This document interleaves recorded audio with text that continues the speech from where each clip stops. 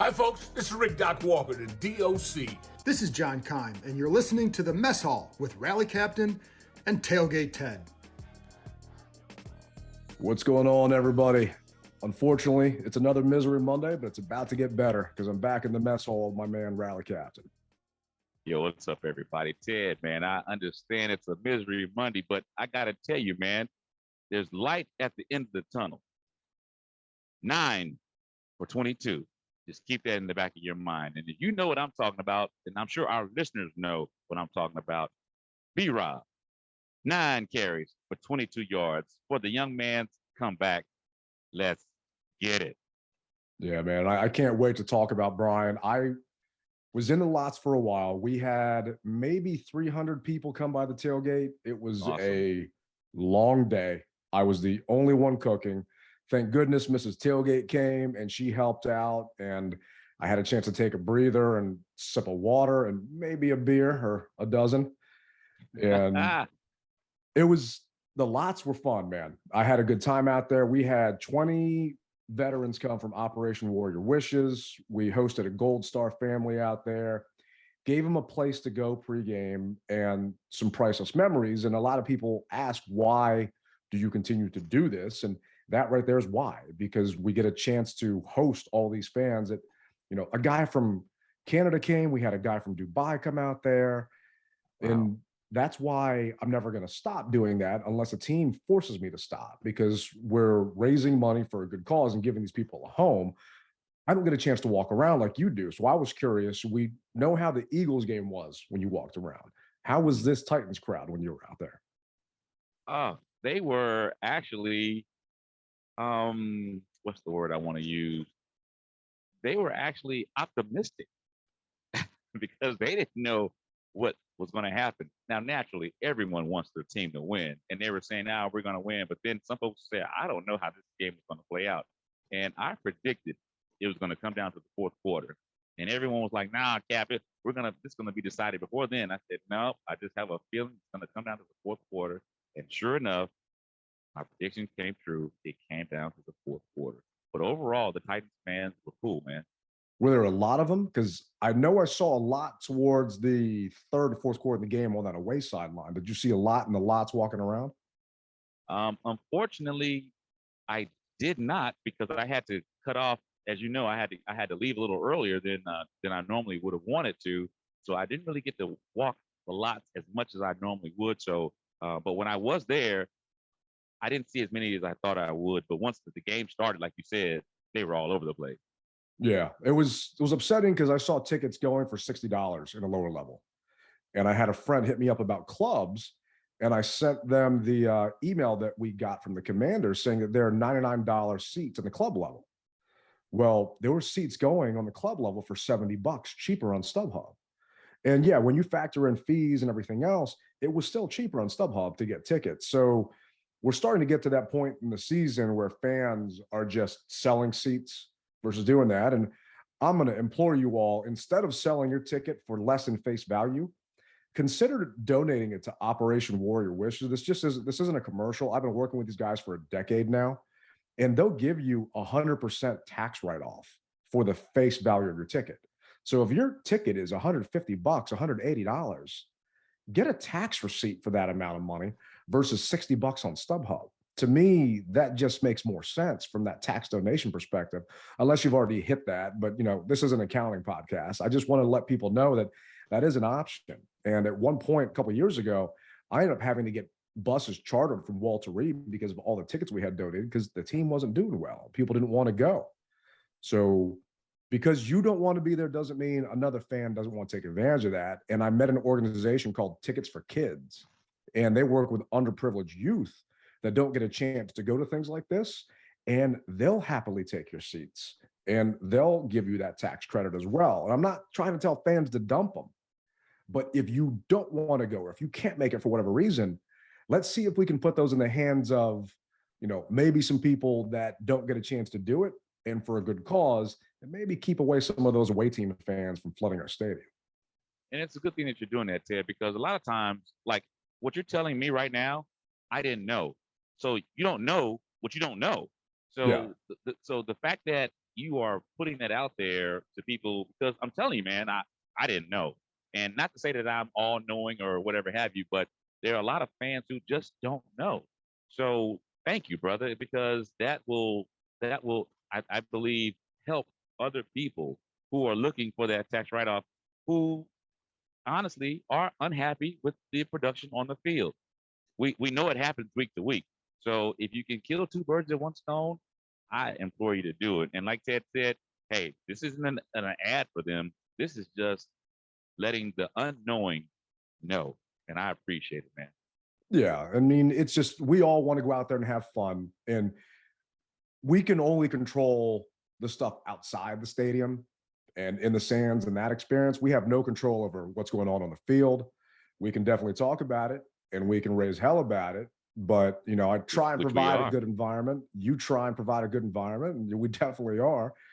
And the vibe in the stands, I made it in right before kickoff. So I got in and I saw them introducing Brian Robinson coming out the tunnel. And I was salty that I actually wasn't in my seat to film it, but there's so much footage out there.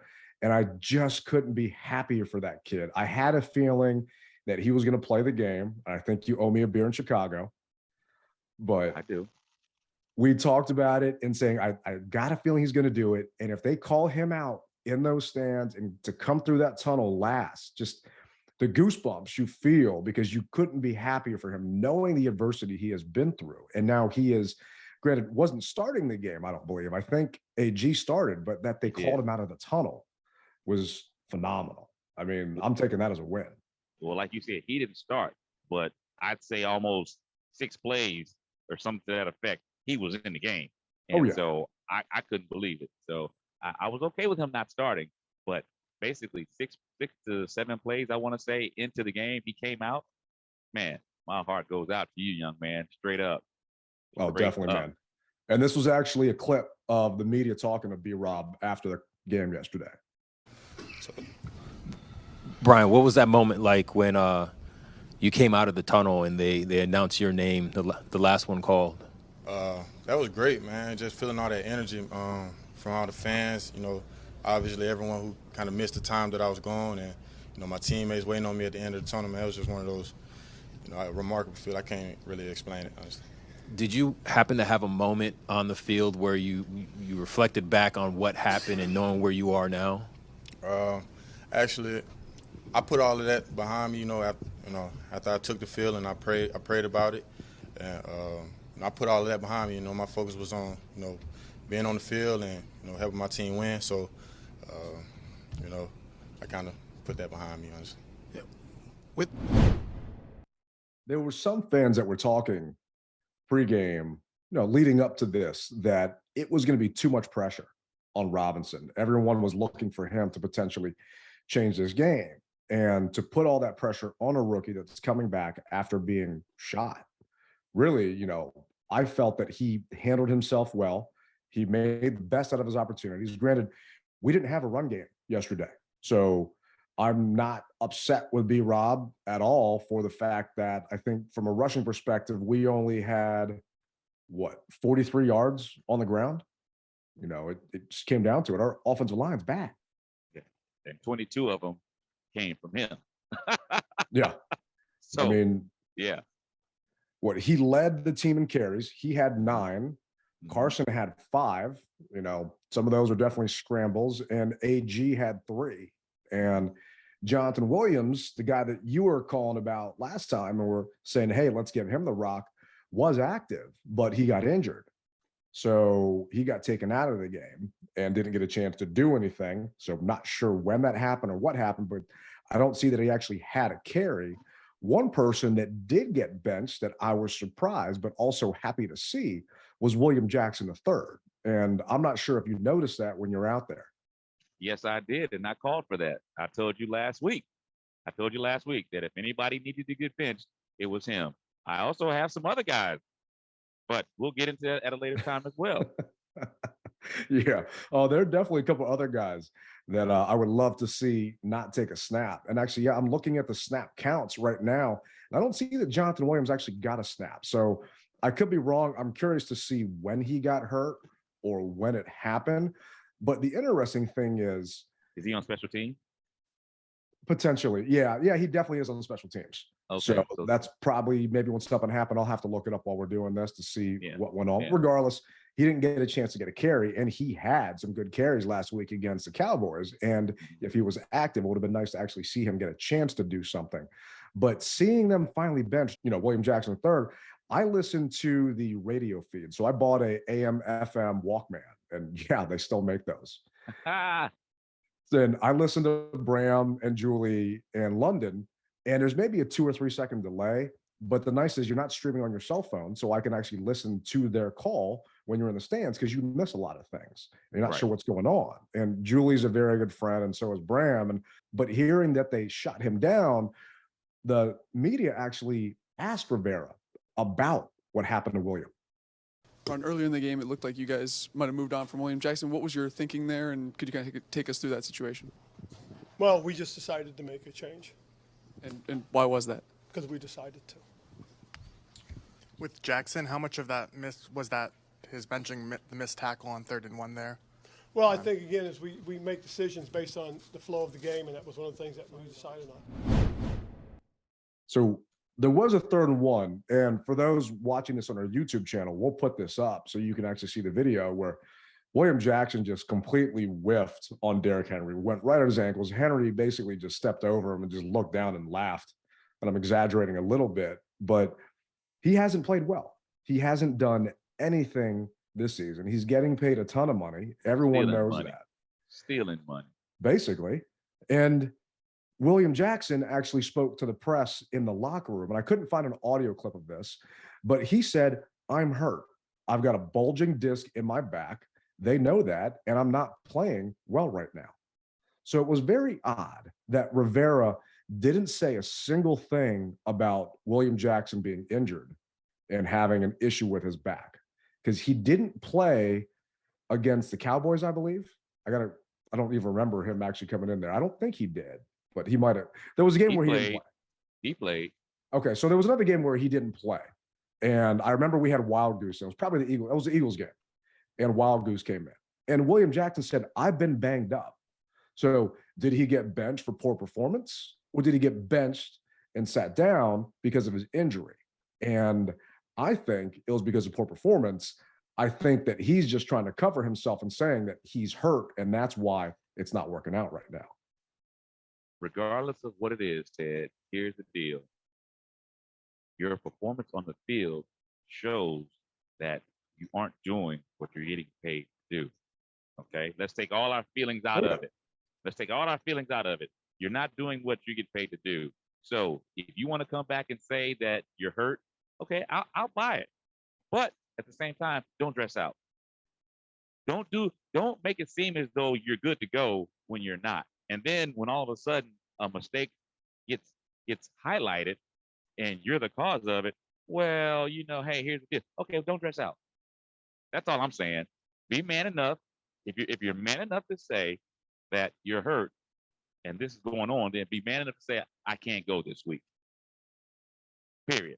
Yeah, agreed. And it was week 3 against the Eagles that he missed. And he has been on the daily injury report since, but he's been a full participant. So he hasn't been limited. He wasn't a DNP. He's practiced fully.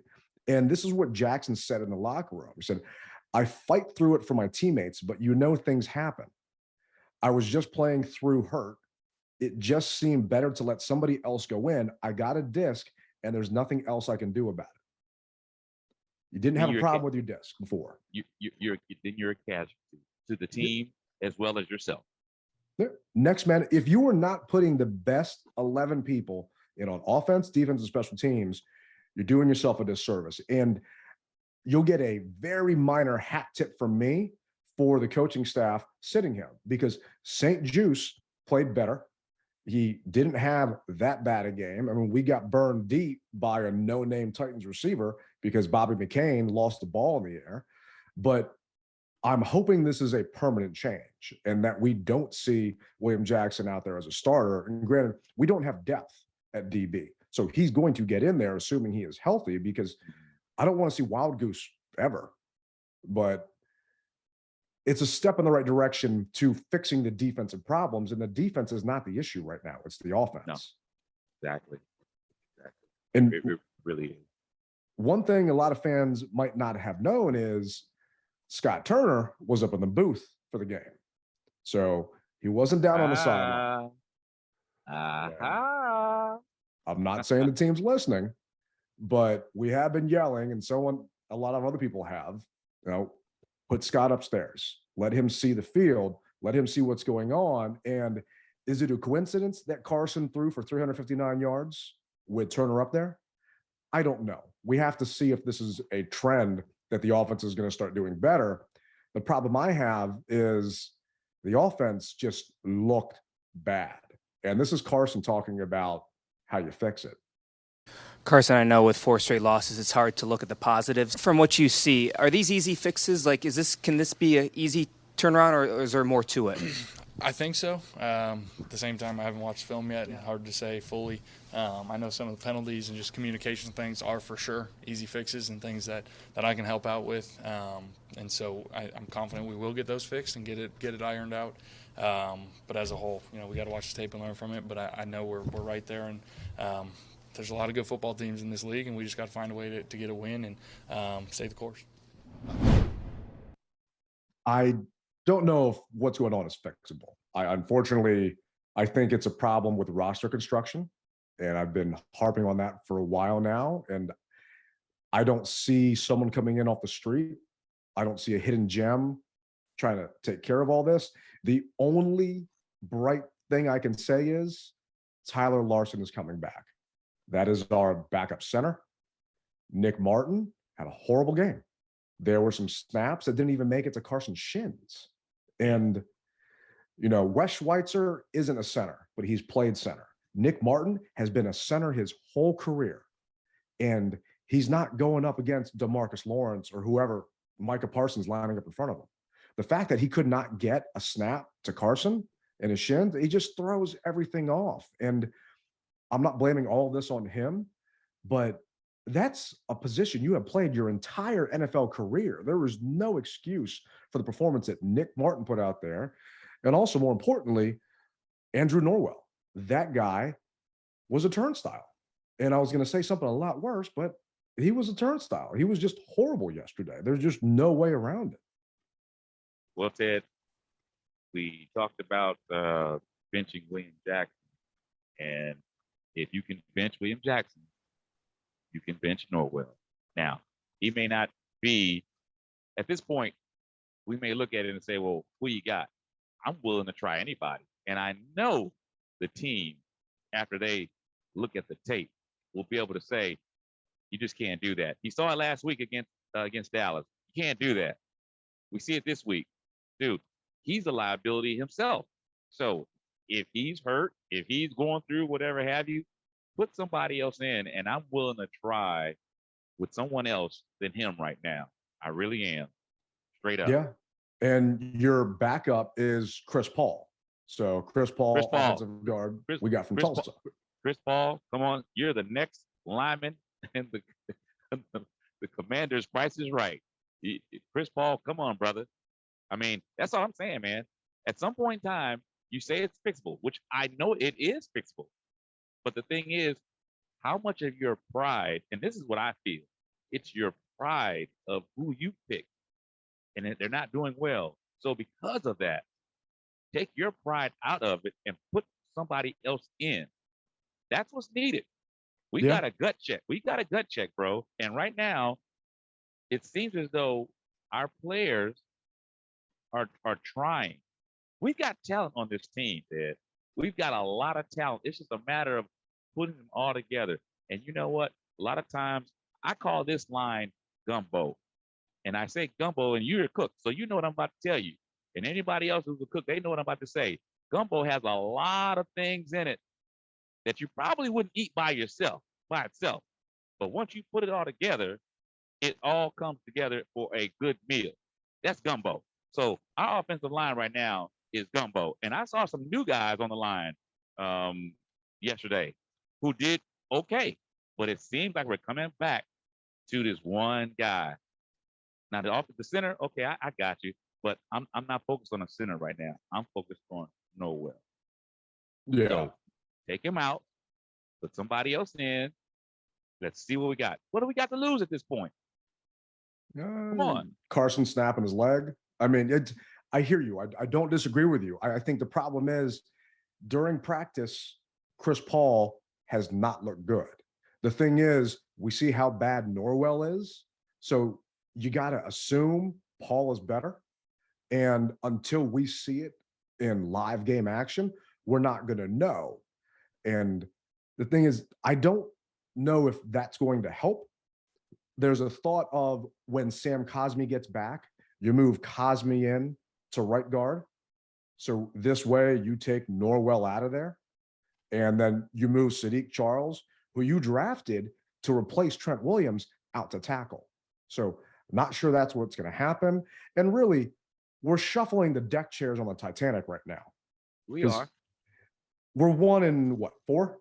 None of this is going to make drastic improvements to the season. And I think my boy Cody Betts set this out earlier. We've got a 6% chance of making the playoffs. The fact that that is an actual stat, we actually have a higher chance of getting the first round pick than making the playoffs right now.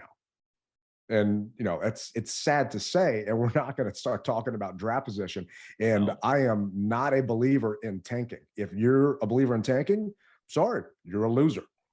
If you root for your team to actively lose, you're a loser. And I will stand by that. I don't care what people say about draft position, because what does draft position mean if you can't hit on the picks? And we've had a ton of picks. We're not the Ravens with Ozzie Newsome picking gems constantly. It doesn't happen here. So we're not even going to mention that when the season ends up, something has to be done. Talk about it then. You know, Carson had way too many formations where there was no backs. It was a shotgun empty set, no backs.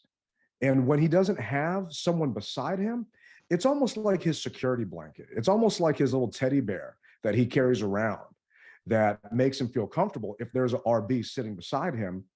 And I get you want to spread it out, but you know that Norwell is doing so bad and he's getting beat, and that Martin's getting beat so bad. Why don't you have AG or JD McKissick chip and hit that rusher to give Carson a couple more seconds to maybe free Terry, to maybe free Diame or someone else coming down there? I don't understand that part of Scott Turner's game plan.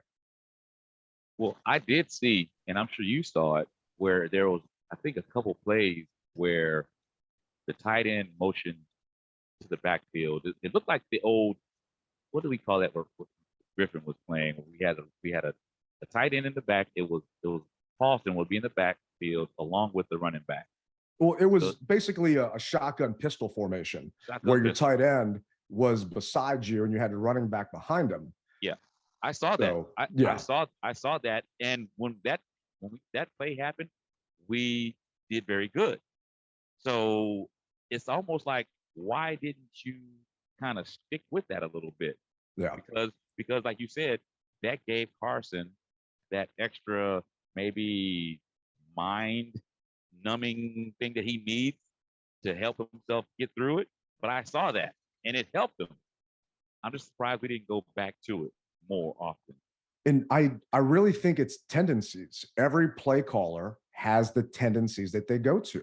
And I kind of want to get, a rubber band and give it to Scott Turner.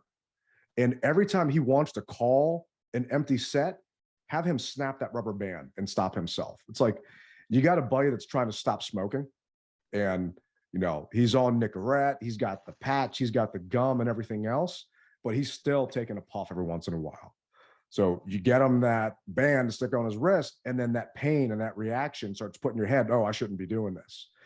Maybe, Scott, whenever you want to call an empty set or motion someone out, knowing you're going to put us in a bad situation, take that rubber band or take something and hit yourself with it, because it's a bad idea.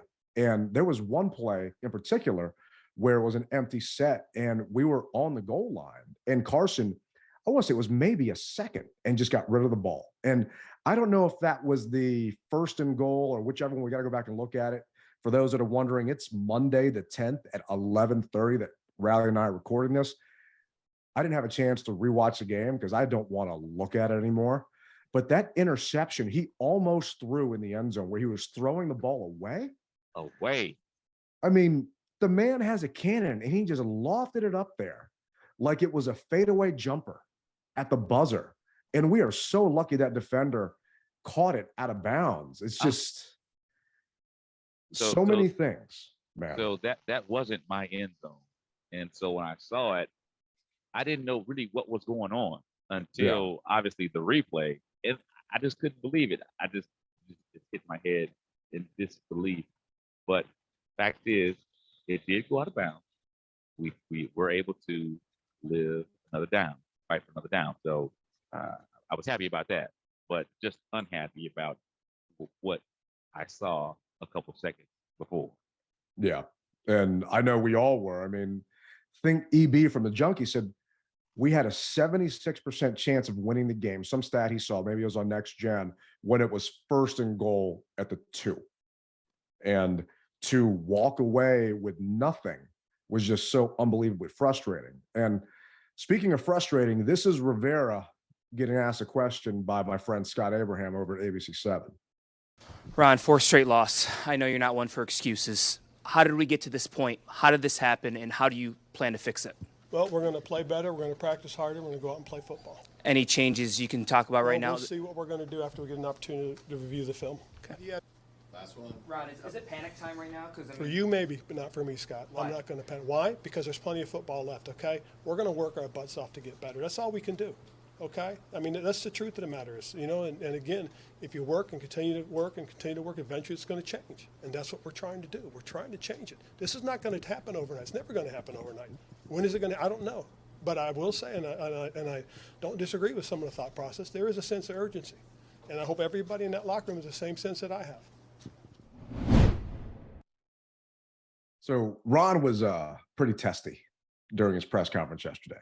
And we typically try and get his Monday press conference, but today's a holiday and Riley wants to take the day off and hang out with his family. And I want to do the same thing with mine to forget about what just happened this weekend. So we're recording this early. But he was heated yesterday. He was pissed. And he keeps saying this isn't going to happen overnight. This isn't going to happen overnight. Well, Barry Svrluga from the Washington Post wrote an article on October 4th that Ron has had 1,006 nights to try and fix this. That now it is 1,012 nights, because, you know, that was the 4th, that we still got a problem. And Ron might not be panicking. And I don't think the fans are panicking anymore. And that's the problem, because apathy is starting to set in. People are starting to realize. You said the fans aren't panicking? Is that what I heard you say? Yeah. I don't think they are. I don't think the fans are panicking. The fans around me are panicking. Fans are angry. It's a duality of panic and angry. They're both. So no, we are panicking because now, just like we said earlier in the earlier segment, people are selling their tickets. That's a sign of panic because they don't want to be involved with the dumpster fire that's happening. So to me, it's definitions. To me, that's not panic. That is apathy because they just don't care anymore. Okay. They're realizing we're not a playoff team. A lot of people had high hopes going into this season, bringing in Carson Wentz and Jahan Dotson and potentially the defense being better because of an easier schedule. Basically, all of the Kool-Aid the team was feeding us. And if you believe what the team was saying and you drank their Kool-Aid, then yeah, you're panicking because we're 1-4. Those of us out there that didn't think we were a playoff team, that didn't think the schedule was going to be easier this season, that what's on paper does not translate to actually what happens during the season. It's completely different. I think the panic is done. I think it's how do we get out of the Riverboat Ron boat? And I don't know how that happens or how you fix that, because Ron is saying that it's going to be fixed, but it doesn't happen overnight. It's, you know, like I said earlier, over 1,000 nights we're in this. And he himself put this timeline together. he is the one that talked about a 3-year plan. 3 years. And we're here. Yeah. And the team is regressing. They are not getting better. That's the part that's so frustrating. You just took a line from me. I swear that we take 2 steps forward, but 5 steps back. I mean, for once, the offense was moving the ball down the field. I saw better footwork out of Carson. Okay, but on the bad side of that, like you said, that last one of the last passes that should have just been thrown out of the end zone. I mean, a fan could have had a free souvenir. Basically, is what should have happened for that game. Okay, realistically, a fan should have been walking away. We lost, but I got a football from Carson Wentz. Should have been the situation, but it did. He threw that sucker up in the air like a freaking punt. It seemed like, as long as it stood in, it was in the air. But 2 steps forward, 5 steps back, and the only way that you're going to be able to fix anything is to make those hard decisions on taking certain people out. That's what's got to happen. I would rather see, and you may disagree, and our listeners may disagree with this, but I would rather see, hypothetically, Norwell be taken out and our backup lineman come in. And if he does a bad job, then you can always put Norwell back in. You can, but you've got to be able to do something different. You have to. And until then, we will continue to be where we are. We just will. I agree with you. If Norwell plays like he played, he does not deserve to be on the field. The problem is it's roster construction. You don't have a lot of people to go to. And I would like to do this on a different show. I want to look at our roster, basically when Gruden got fired and what Ron has turned it into now. Because the offensive line, when Gruden was here, and, you know, we all know Trent Williams wasn't going to stick around. We had hoped that Rivera was going to be able to talk him into it, you know, man to man, but they traded him. The fact that you let a Hall of Fame left tackle go for what, a 3rd round pick, you know, for nothing at that point. I understand you cannot sign Brandon Sheriff, but the fact that that happened, we are in a worse situation now, I feel, than we were when Gruden was here. And that is a little bit of a stretch because wide receiver, we are better. From a wide receiver perspective, we had we had Josh Doxson here.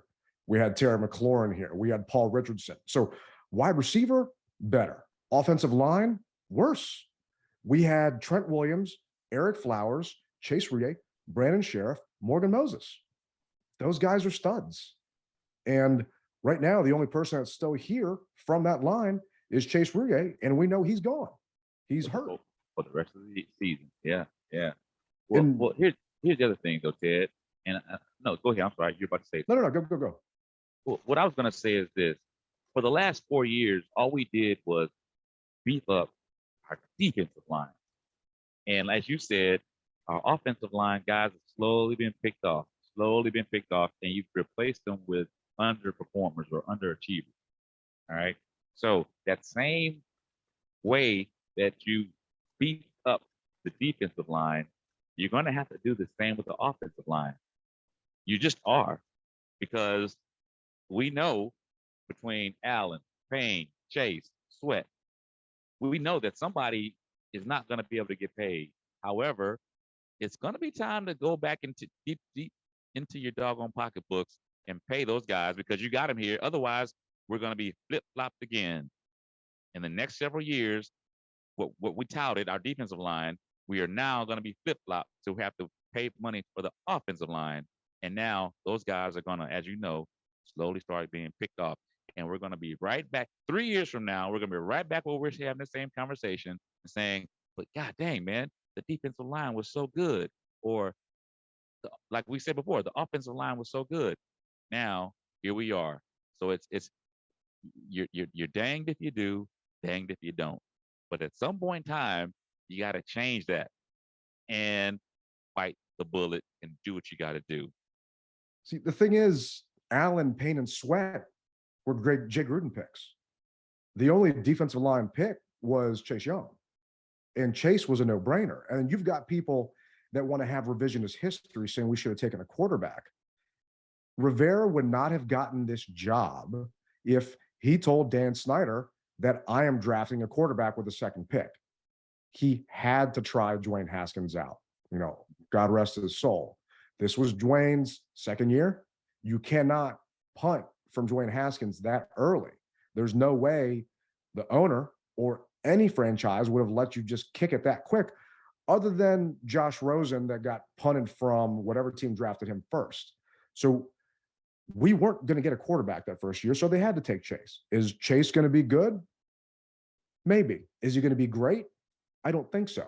It's still too early to tell, but right now, he's maybe not going to be here until Halloween, and we'll see what happens, but that's not where the problems are, and we have not invested in that line. And you draft a Sadiq Charles, you draft a Chris Paul, you draft these guys hoping they can step in, but it just, once again, talent evaluation, roster manipulation.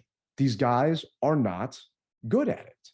And we are now potentially in a worse situation than we were before. And you've got like the Giants, Brian Dable, first-year head coach. They're 4-1 right now. And everyone was thinking Daniel Jones is going to be benched. These guys horrible. He's going to be sitting down. Granted, you know, he's not the reason why they're winning a ton of games, but this is Dable's first season. And if you looked at rosters at the beginning of the year and you compared the Commanders roster to the Giants roster, you would say that we are a superior roster to the Giants. But if you look at record, we're 1-4 and they're 4-1. And in my mind, that comes down to coaching. And we are losing in the column that means the most, which is coaching. Now, what we've always said is paper doesn't play the game. No, it doesn't. And Rivera has had 3 winning seasons in his entire NFL career. So I don't understand the infatuation with Ron Rivera. And I'm going to Chicago. You're going to Chicago. They love him there. He's an icon there. I've got some good friends that are in the Bears Hall of Fame for fans, and they love Rivera. They're so upset when they see my tweets and things like that about Ron. It's like, you guys don't know Ron as an Italian evaluator.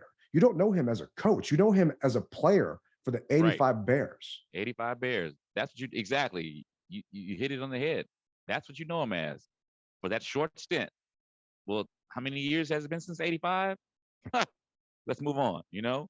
Yeah. And I'm hoping we get a chance to move on, because I really think that this man is in over his head. And going back to the press conference, hats off to Grant Paulson. Grant asked him a question that Ron got pissed about. Mm-hmm. Coach, what was the thinking? You called a timeout at the end of the first half, Right. but then didn't call it the next play. Because they started moving the ball forward. And instead of just slowing it down so they could take the opportunity to really think about what they wanted to do. And then we also thought we would go in and just, reset ourselves, and because we were getting the ball to begin with. Did you think about it? Might have had 47 seconds and a timeout left. I did think about it. But, again, you get backed up and get in the hole, and you give them an opportunity to score as well. I mean, that's 2 ways to think out of it. And then one more just time thing. At the end of the game, you called back-to-back timeouts. Mm-hmm. Did you guys have 2 plays called out of your timeout? Well, part of coming out of it just depends on what the situation and circumstances is with the ball. Okay, I called back-to-back because, again, when the referee went down to the ground, I was trying to yell timeout, but he was obviously down at the ground. But out of that first timeout. Right, but I'm just saying, though, that's what happened. I get that. Because if he doesn't give me a signal, we don't know where the clock is dead or not. And then as soon as we knew the clock wasn't dead, we had to call the timeout. Totally get that. But I was just curious if you guys called 2 plays out of that timeout, maybe saving a timeout for later when you got down to the goal line. Well, part of what we did was, you got to understand, you just don't call plays to call plays. You have to have what happens if you get a play and yes, exactly, but you get a play and you're going forward. Yeah. It's not always just calling plays to have plays. Thanks.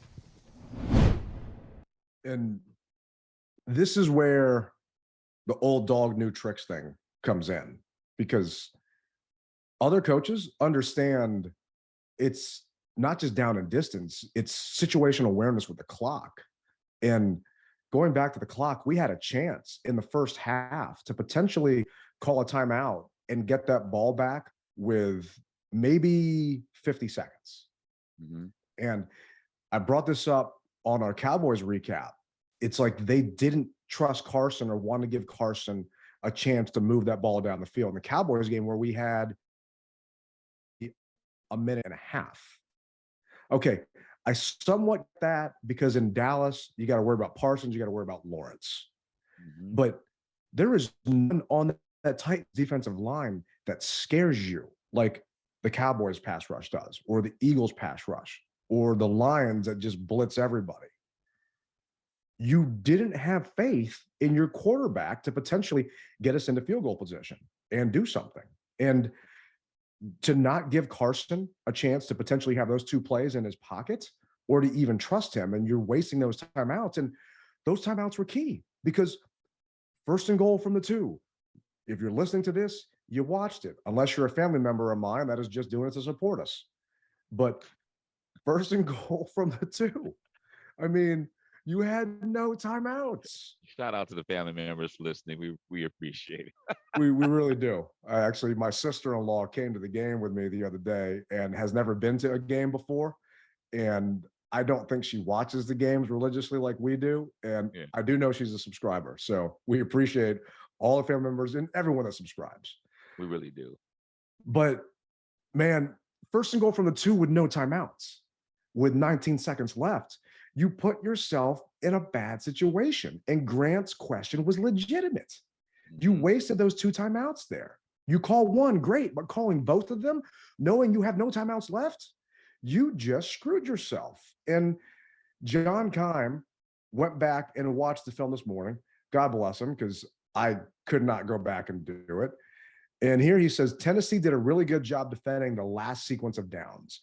They rushed 3 on 1st and 3rd down, and they rushed 2 people on 2nd down. They knocked Bates to the ground on 1 release. They jammed McLaurin hard on the other, and they took away the middle of the field. Knowing that Washington could not run that ball, they only rushed 3 and 2. So you're in a tight window in the end zone where Carson had no place to throw that thing. And you put yourself in that situation because of your head coaching decision. Because you wanted to challenge that Cam Sims catch. Anybody could see that that was not a catch by Cam Sims. Oh, bro, don't start with that. Come on. You know what? From my perspective, I saw that wasn't a catch. And I had fans to the left and to the right of me said, no, it was a catch. It was a catch. I said, guys, I don't know what you saw, but it wasn't a catch. And sure enough, it came out that it wasn't a catch. And I saw that. I think it's just people don't know the rules. And we'll put this on the YouTube again if you're watching. But Cam's didn't have his hands under the ball. The tip of the ball hit the ground. And then on top of it, I didn't even see the ball move until they showed the replay in the stands. But then the ball moved around and he didn't have control of the ball going to the ground. So even if you don't know the rule that the tip of the ball can't touch the ground, he still didn't even have control. And Rivera wasted a timeout on that. Mm-hmm. So we potentially gave 2 timeouts away that would have been crucial in the end. Because we've got a couple of voicemails here, and we've got some text messages from some listeners. And one here, let me jump in. Let's see if I can find it. And one in particular. You know what? Let's go to a voicemail here from Commander JD. JD. Tailgate Ted, this is Commander JD checking in again. I know y'all was at that game, so y'all saw what happened just now, right? Why the hell did we throw 3 straight times when we're at the 2-yard line? Did we not learn anything from the Seahawks when they lost Super Bowl? I think it was 49 against the Patriots when Russell Wilson tried to throw. It looked like the exact same play. Run the damn ball. We got Brian Robinson back. We could have won this thing. See, it sucks to lose no matter what. But it's even more frustrating to lose when we could have won. Well, maybe because we're out there playing. Seems like every week we're out there playing our opponent and the refs. calls. But anyway, on to Chicago. Rally and everybody attending the Chicago event out there. Y'all have a good time. Peace. Appreciate it, JD. Really thank you for calling in and taking the time. And he sent this to us 4:30 yesterday. So he must have just left the game and got out of there and got back to his car, because I didn't even have to send anything out to fans asking for tweets and emails and voicemails today. People are chiming in unsolicited, which we really appreciate. Oh, definitely. Definitely. And going back to your comment, JD, I hear you, man. I don't agree with you. I don't think that you can run the ball there. I get it's first and goal from the 2 and you got 19 seconds. But if you try and run the ball, I don't have faith in this offense to get set up again properly without having a false start or having some kind of offensive penalty, assuming you don't get in on that carry. And if you have an offensive penalty with that much time left and you don't have a timeout, it's a 10-second runoff. The risk versus reward there is too great, in my opinion. That's why you cannot run that ball. That's why you have to throw that ball. But I have a problem with the routes that were called. Mm-hmm. The fact that you are throwing routes to the interior where the defense was stacked, that you did not have a fade to Cam Sims in the back of the end zone try, that you did not try and throw it up to Cole Turner, who is your stud tight end in training camp that's got some size. Logan Thomas didn't play, but you've got these big body boys that you could have done something to instead of trying to dink it and dunk it to J.D. McKissick or Curtis Samuel and guys that got bumped off the line. I don't even think Cam Sims was in that the last play of the game. No, I don't think he was. Yeah, he wasn't in the last play of the game. They had a smaller package in. That's what frustrates me. And that goes back to play calling with Scott Turner up in the booth and what's going on.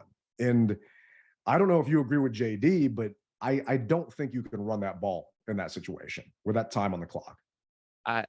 So I agree. And everyone's asking the same thing. Why didn't we run the ball? And the mere fact that you scoffed a timeout, you've got to have the clock stop instantly. So on one aspect, yes, I understand that we wanted to try to run the ball. I got to tell you though, Ted, there's a part of me that wishes that we did try to run the ball, but in a different set. Go back to the eye. Go back to maybe Carson trying to jump over the top. I don't know, man, but it just seems as though, and I know that it looks very easy. It's just 2 yards, but we know that sometimes a half of a yard in the NFL is very hard to get.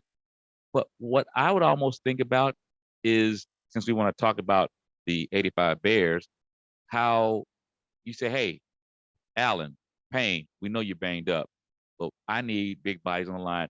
Fire out and block the guy in front of you. Just push that guy back with all you got. I'm interested to try, if you know, put these bigger bodies in, the way that Refrigerator Perry came in and ran the ball for a touchdown in the Super Bowl. That's what I would be interested in. I know it's far-fetched. I know it is. But I would think that when you know that your guys aren't getting a push, maybe you practice something different. And people are going to say, Cap, you're smoking crack. Maybe I am. Maybe I am. But at the same time, I know for a fact that Allen is a big boy. Payne, big boy. Line them up just together on one side and just run the freaking ball down the throat. If we lose, we lose.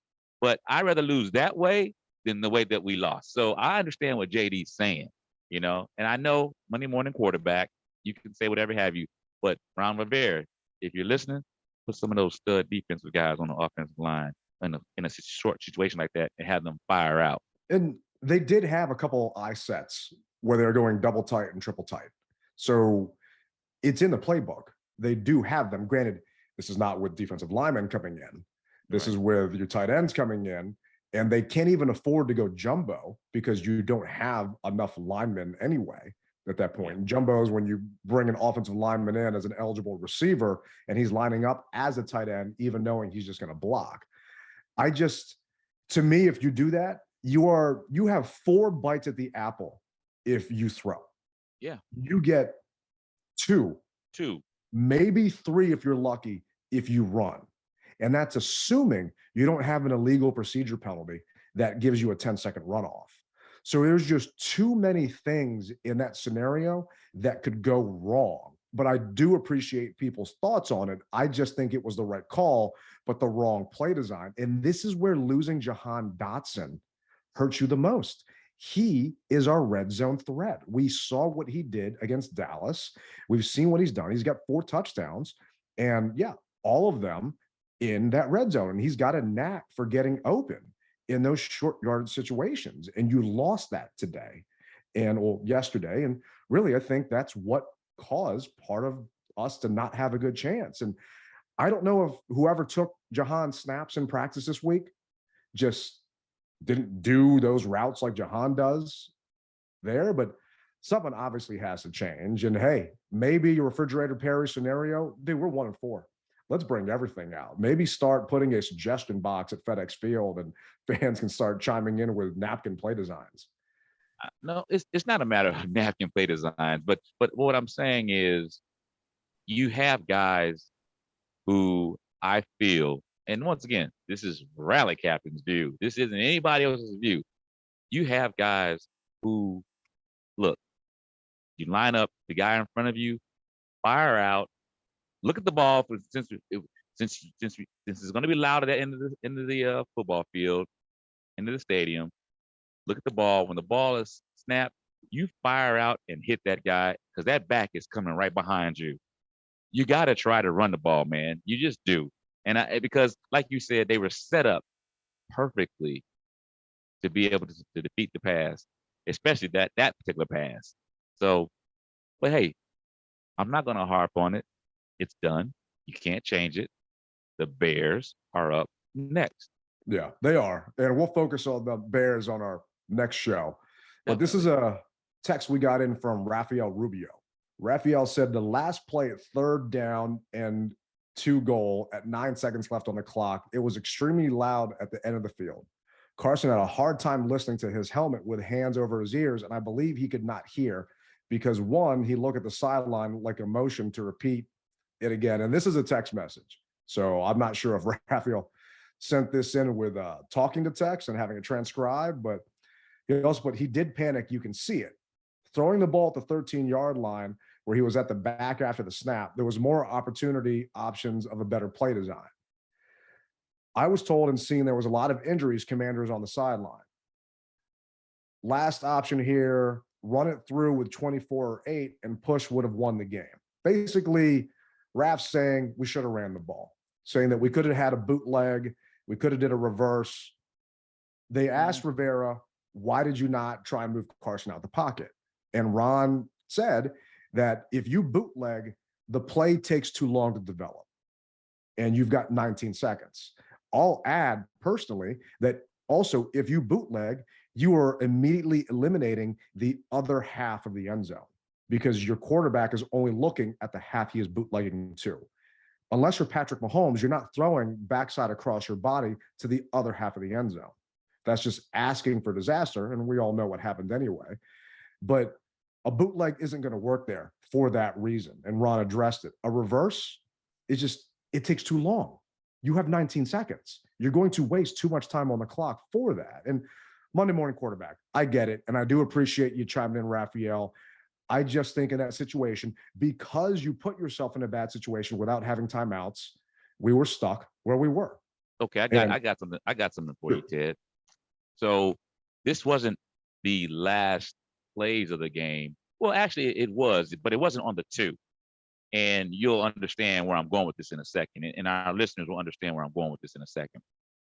Because Norwell was getting blown up the way that he was, we had a play designed, and it was Curtis Samuels, quick snap, the ball around the outside. It was wide open. But because Norwell was getting blown up, he false started. If he could have managed, and I know if, woulda, coulda, shoulda, but where I'm going with this is it would have put us in better field position because, and who knows what would have happened because from my standpoint, my line of sight, there was no one around that quick snap to Curtis running around the outside. We did it in Dallas. and we did it with Terry a couple times, I want to say, but he was wide open. But because Norwell was getting blown up, the play got called dead for illegal procedure. You know what I'm talking about? No, I'm looking at it right now, and that was 1st and 10 on the 26. And Norwell had a false start penalty. Then we went back to 1st and 15. Carson got sacked after that. And then 2nd and 23, and this is just reminiscent of that Cowboys game. Every time we had an offensive penalty, the series ended in a punt because we dug too deep a hole that we can't get out of. At this point, these guys can't get out of a 2-inch hole.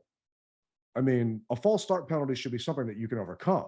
The problem is when the mistakes happen, they happen in bunches. To have a false start and then have a sack after that is just, it's killer. The good news is we were able to get 14 yards back because J.D. McKissick scrambled his ass off, and we were back in 3rd and 9, which is still manageable, but we were 1 for 11 on 3rd down. Can't win like that. No, 1 for 11 on 3rd down. No way in the world you're going to win.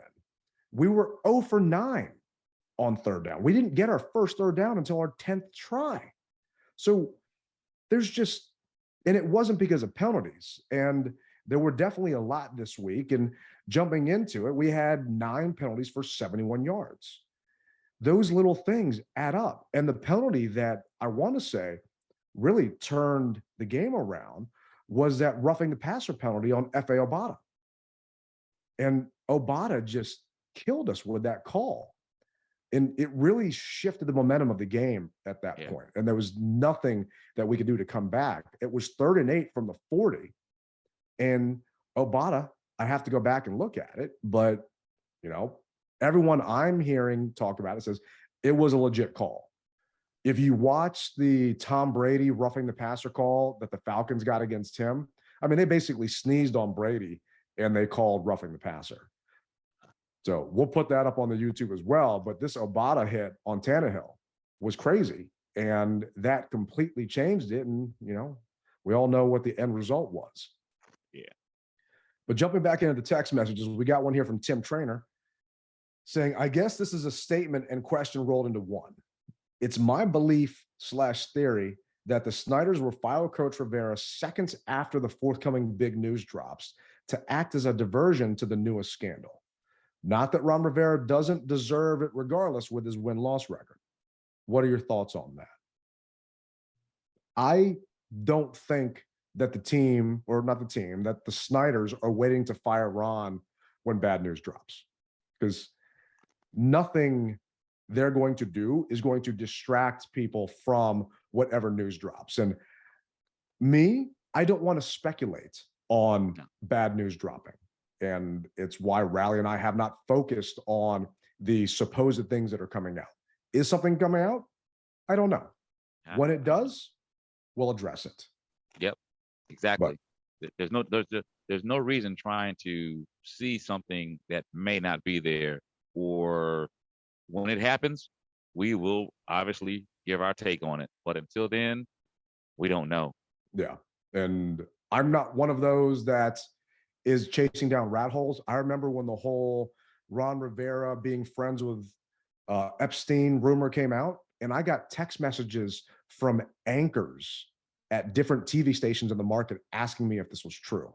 Like, you guys are ridiculous. You're trying to find stuff, and that's why we're not going to chat about it. But we do appreciate you listening, Tim, and for chiming in. Definitely. Now, this one's from Reggie. And I had a chance to see Reggie at the team store on Saturday when I was there. And he obviously came to the tailgate yesterday, and he put, Misery Monday. Where do I begin? This is Reggie. I drove up from North Carolina, got to hit the new team store Saturday. Thanks, Cap, for confirming it's open and the hours. To my surprise, I see TGT in store and again on game day. Had the pleasure to eat his good food during the tailgate. Watched an entertaining football game, but extremely disappointed in the fact that our 4 running backs had a combined 12 carries. It wouldn't be so bad if one of those 12 was across the 2-yard line for the winning TD. But no, our play caller has his Madden joystick out calling pass after pass play when our left guard can't do anything football related. It will get better. Defense is doing their part. Hail. Reggie, you're definitely a P1 on the show, man. And if we had a shirt in your size, I would get it to you. Have you seen Reggie in person? Yes. That's a swole dude, man. I won't get into it on here. I'll tell you after the fact. Almost got into a fight in the parking lot. And yeah, that's a story that we'll save for a off-air pod.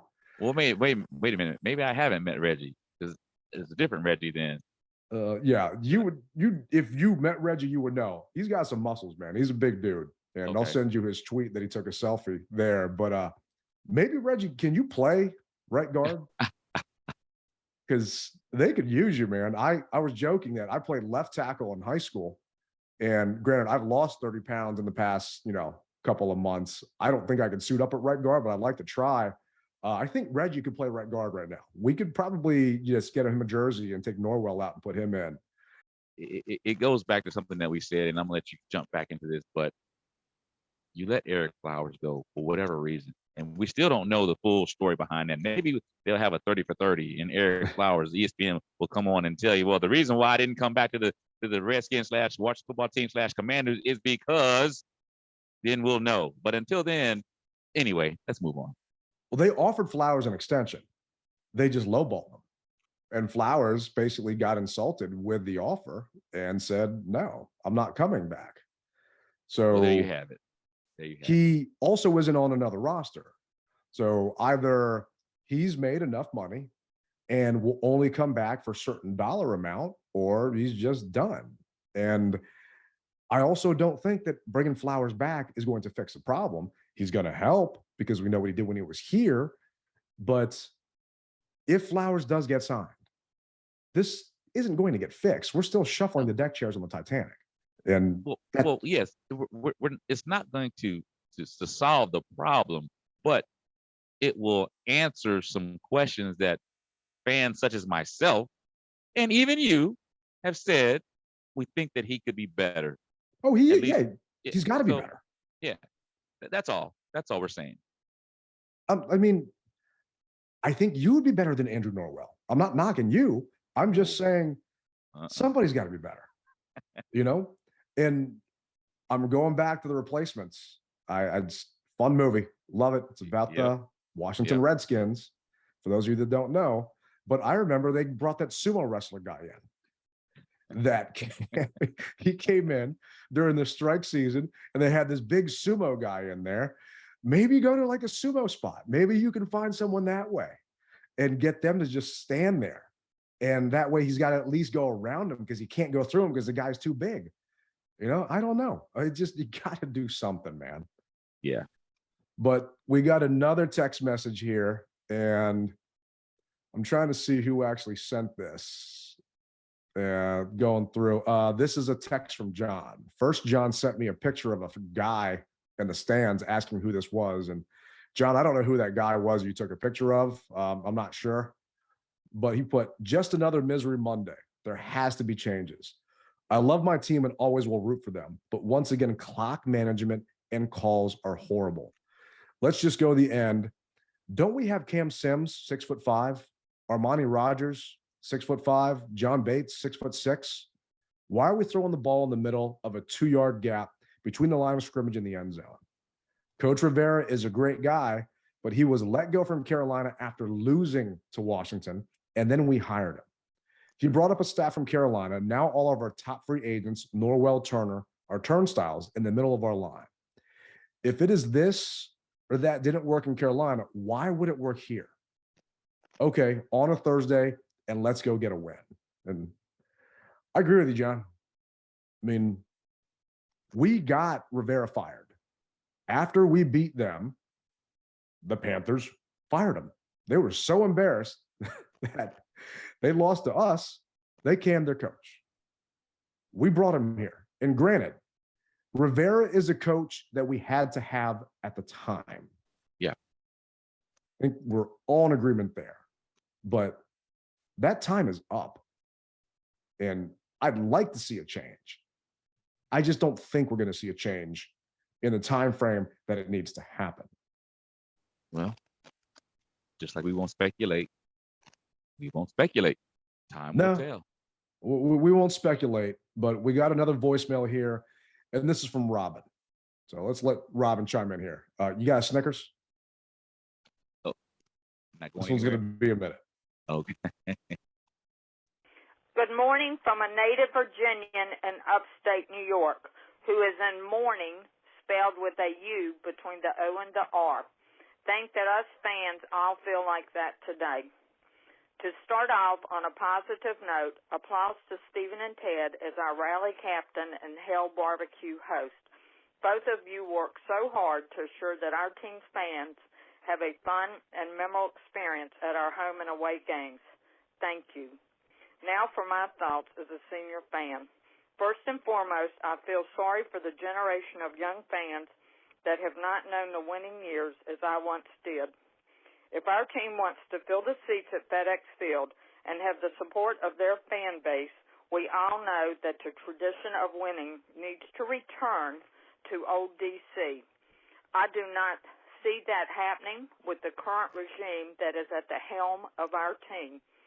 We have too much talent on our roster to be losing games.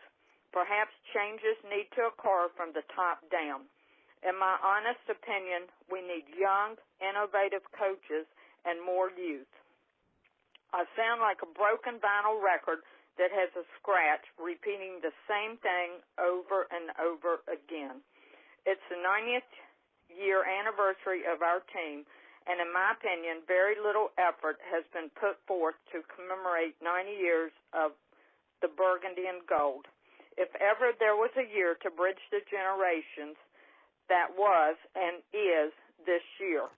No commemorative anniversary apparel or memorabilia has been available to us fans. It is as though Washington is trying to erase our past as they move forward with a new team ahead.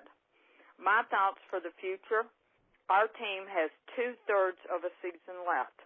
I don't buy into playing for the draft. We have too many opportunities to get marks in the column on the left.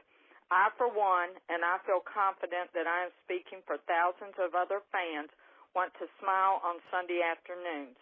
I am tired of being disappointed and sad week after week, game after game. It is up to the coaches and players to bring those smiles back to the sidelines and in the stands at FedEx Field. On to Doug Bears. Get the damn win, Washington. Hail. And Robin, I'm just teasing you. We love you. We appreciate you. You chime in on Facebook. You chime in on Twitter, leaving us voicemails. You're sending us text messages. We know you're listening. We know you're watching. And thank you for that. It really means a lot to Rally and me and to everybody that interacts with the show. But She didn't lie. I'm going to disagree with the 90th anniversary thing. And the team has put out a 90th anniversary patch. They've got shirts that have the 90th anniversary stuff on it. So there is merchandise for people to buy. Whether you like the merchandise is a different story. So I like the 90th anniversary patch. I bought a polo. I want to get one of the patches to maybe put on my jersey, but they're sold out, so I can't find one right now. Is the team going to sell Redskins gear? No, we're not the Redskins anymore. Are they going to sell gear that's got a Native American logo on it to honor the 90th anniversary of this team? No, they're not. It's offensive to a subsection of people, and the team's not going to do that. So that patch is what we're going to get. And if you don't like it, and I'm not saying Robin, I'm just saying everybody, if you don't like it, there are bootleg places out there where you can still get gear or you can have stuff made. But the team cannot put anything out there that has the old name on it. They have moved away from it. And I am 1,000% on board with supporting this new name, this new brand, still the same franchise. Now, I agree we need to win. All I care about now is just watching competitive football. And we got a competitive game yesterday. We did get a competitive game, but we've always said it's how you lose that makes the difference. And how we lost yesterday just still doesn't sit well with everyone.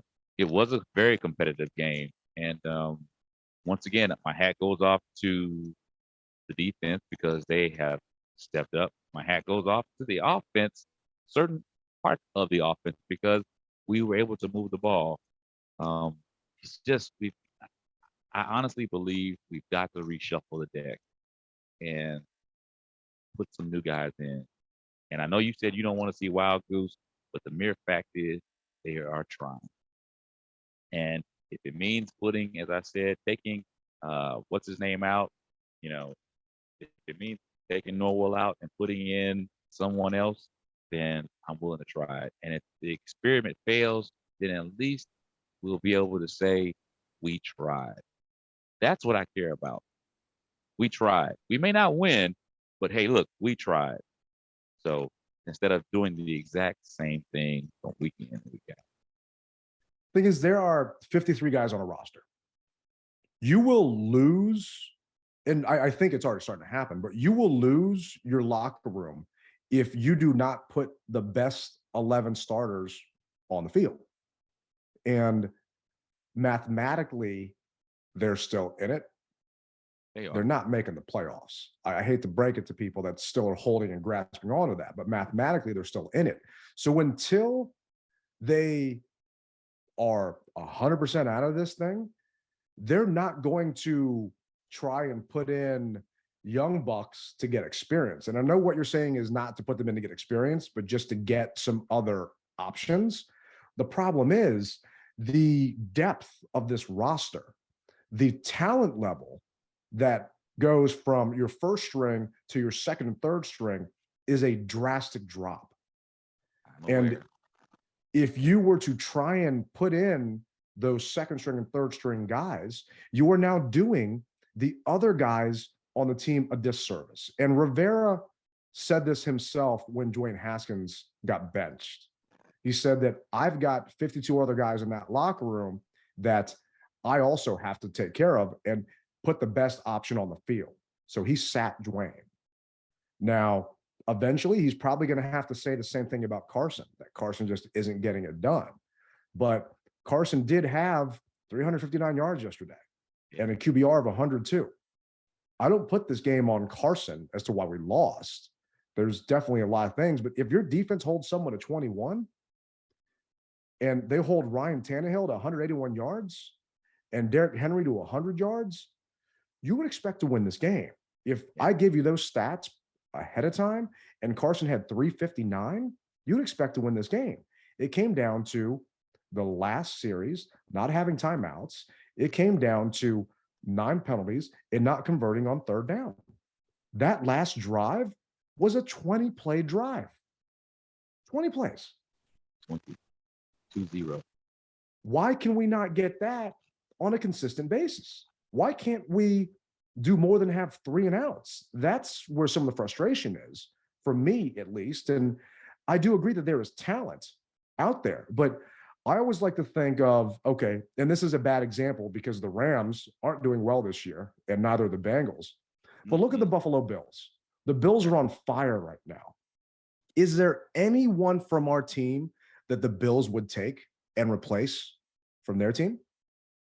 Maybe Deron Payne. But other than that, would they take Terry and put him on their squad? They've got Stephon Diggs, so to have a Terry beside Diggs is good. But is there anybody else on our team that you can say would actually earn a roster spot and be on the starting 11 for the Buffalo Bills? I don't know. I can't think of a ton of them. No, I can't right now. And that to me is where you're talking roster deficiency. And I want to get to one more voicemail here, actually 2 more, just because you all took the time to chime in here. This is from Cord. When is this team going to finally realize that you need to play 4 quarters? We get down to the 1 yard line or 2 yard line. We got to punch it in. You got 24 seconds, no timeouts. At least run the ball once, get up, spike the ball, then take your chance to throw the ball. Carson Wentz has no mobility whatsoever. Put Heineke in there. Heineke can run around, make plays happen, and win you a damn ball game. But with that show we have with the coaching staff all the way down, we're not going to win another game. We're not going to win another game like that. We had a chance to get some momentum going into Chicago, and we blew it. Absolutely blew it. It's disgusting to watch this every week. They wonder why the fans don't come out. Would you want to come out and watch that? However, I'm a diehard. I believe you should go to games, ride or die with them all the way through the season. But, man, it's painful every Monday to come up on here and tell it how it is. Cord, we appreciate you chiming in and telling it how it is. And we've already talked about at least what we think should have happened and running the ball in that last 19 seconds. But it is painful, man. And I appreciate you still going to games and being out there with rallying me and still supporting. Definitely. I'll say that the only thing I don't disagree with what he's saying on some levels, but the thing is, I don't believe that you can put Heineke in hypothetically the last play of the game just because, yeah, he's mobile. Yes, he is, but he's cold. So sometimes bringing in a backup can provide a spark, and sometimes because he hasn't had the flow of the game, speed of the game, it can hurt you. So I hear what you're saying, but I don't think that bringing him in for the last play of the game would have been the difference. Now maybe if he played the second half and he found the speed of the game to catch up, then maybe I can understand what you're saying. But bringing him in for the last play of the game, I don't think that would have made a difference. It was a 20-play drive. Carson had 16 plays in that drive. You can't put Heineke in at that point to take over the last 4 plays of the drive after Carson got you down there. This isn't like a fantasy football running back that's sniping touchdowns away from that back that drove, 3/4 of the way down the field. And the other piece is Heineke runs the scout team plays during practice. He's not getting first team reps during practice. What happens during practice during the week is those reps are going to Carson. And you have your backups running the other team's plays. And Sam Howell's running them too. Heineke doesn't have the game plan.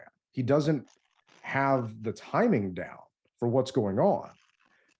Yes, we all know he loves to die for that pylon, but was that enough? Would that have been enough? I don't think Heineke would have won you the game. I just would have liked to see more creativity from Scott Turner with the weapons you have. And we've got weapons. They definitely do. And as one of our other texters said, a bunch of 6'5" guys, and you're going in with the Smurfs.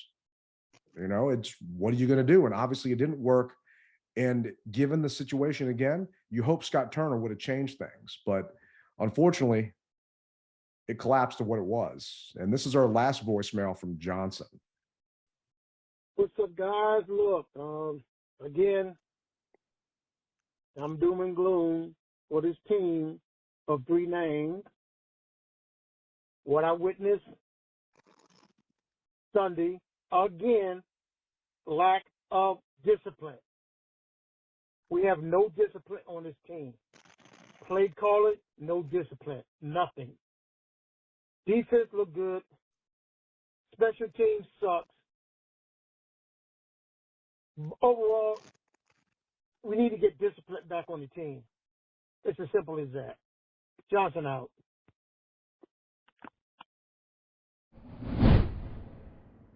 I do love the last part of his call when he just says Johnson out. I might just end all my phone conversations saying tailgate out and just put a little mic drop. Captain out. It's got a good hook, man. Maybe we should all start doing that. Or we send a text message, just say tailgate out or whatever out at the end of your text message. Yeah. Back in the day, I had a cell phone that you could actually put a signature in. Yeah. Where you send a text and it has your signature at the end of it. My signature was HTTR. And there was this girl I was dating and she thought I was calling her a hater. And I had to explain to her what HTTR was. And we never spoke after that because she didn't understand what HTTR was. And I realized it wasn't going to work. But yeah, that might be my new thing. And I agree with you, Johnson. It's there's a lack of discipline on this team. There's no way around it. 20 penalties, 20 penalties in 2 weeks. You're talking 136 yards against the Cowboys and 71 yards this week. So over 200 yards in penalties in 2 weeks. That is not a well-coached team.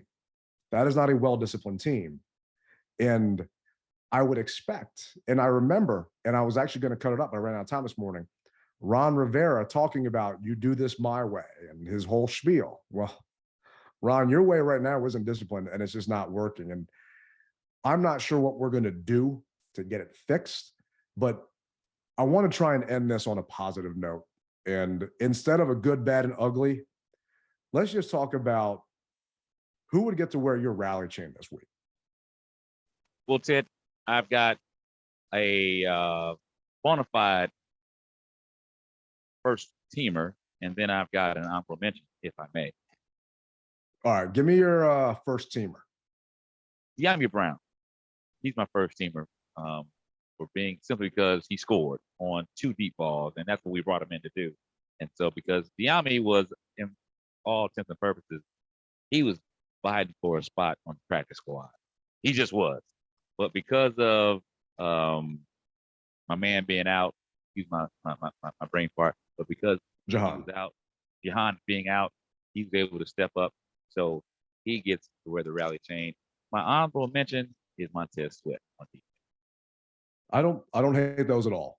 And I was worried you were going to take mine, and you did, but it's fine. I was going to actually say Montez, and Tez is definitely a easy one to say. So De'Ami had 4 targets, 2 touchdowns, 2 catches, and it was 105 yards. I mean, he had a heck of a game, and one of those balls, I think on the second touchdown, he had to adjust. I think it was pretty. He definitely had a great game, and I mean, he stepped up. I was hoping it was going to be Cam Sims stepping up. I was hoping that Cam would have had a chance, and from a snap perspective, on a snap breakdown, it looked like Cam was out there 59% of the time, and De'Ami was actually out there 32% of the time. So Cam had his snaps, and I don't know if those were design runs when Cam was out there, but we didn't have a ton of runs. So maybe he just wasn't getting separation, and some other stuff was going on, but hats off to them. And for me, because you took those 2, I would have to say Brian Robinson, just from all the adversity he has had to overcome, all the spotlight on his shoulders, also being a rookie. If this was a vet coming back, then it would still be a big deal, but it wouldn't be as big a deal. For a young man that is just getting his first sniffs of the NFL to do what he did, and okay, he had 22 yards. That's not the point. This is, a Disney story. This is a 30 for 30. And the one thing is, on his first carry, he runs off tackle, and I think he got a first down, but then he got called back because of a holding penalty. And that's just kind of where we are right now. But trying to focus on some positives, there were some positives from this game, and De'Ami and Montez finally getting his first sack, and knowing that Brian is going to be there for Chicago when we take on the Bears. I'm looking forward to seeing what we can do, because that is a winnable game. And we'll get onto that in our next episode, but really appreciate you guys jumping on and rallying me. And it's going to be a long season, but we appreciate you all sticking with us through all of this, because we got each other's back. And Mondays are group therapy sessions, and we appreciate you guys chiming in during the session. And don't forget, for everyone that is coming to Chicago, because we're moving on now, we're going to have a fan rally from 6 p.m. to 8 p.m. at the Over-Under Bar. So no matter what, continue to rep it hard or don't rep it at all. Tailgate Ted, Rally Captain. We're going to be out.